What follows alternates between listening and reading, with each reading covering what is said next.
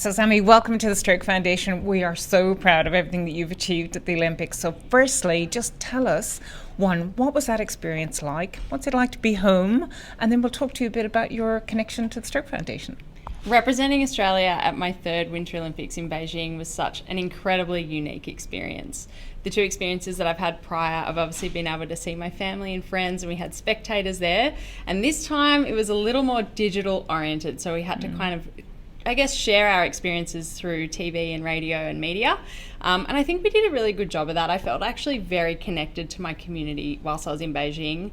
But the thing that was the most incredible thing that happened was that I was the flag bearer for the team in the closing ceremony. It was quite a unique experience for me. I've never thought that I would be in that position. And it's something that I'll never forget.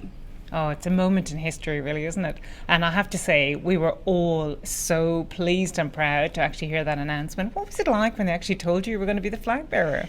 I was just dumbfounded. I think I was really speechless, and it's something that I'll cherish forever. I remember walking into the press conference, and by that stage you get to know the media that were there on the ground in China very, very well. And my name was up on the stadium, and they were like, "Oh, I wonder who it's going to be." And I walked in and covered it, and I was like, had my mask on. I was like, "Guess who?"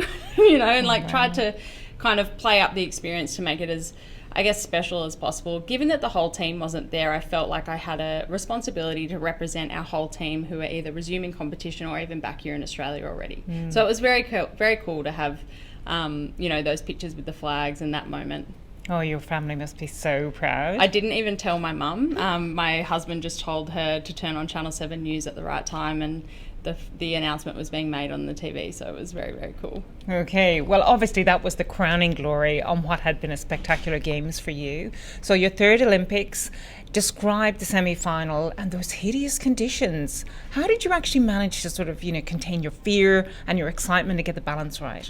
Yeah, it was a really, really challenging day. The conditions were changing all the time, which is the nature of what we do when we're in an outdoor sport, particularly in winter sports.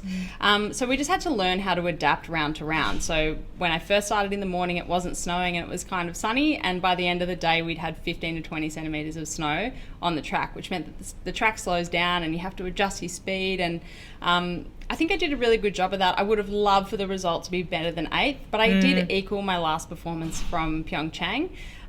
But I do still feel like, whilst my effort was really great and I definitely couldn't have done anything else, you go out there hoping to win, and it's natural to feel a little disappointed in that, but I'm incredibly proud of my effort. Oh, we were all so proud. There were so many people at the Stroke Foundation glued to their sets watching you in those really challenging conditions to come down that hill. We were just amazed and so proud of your achievement. I just think it was fantastic.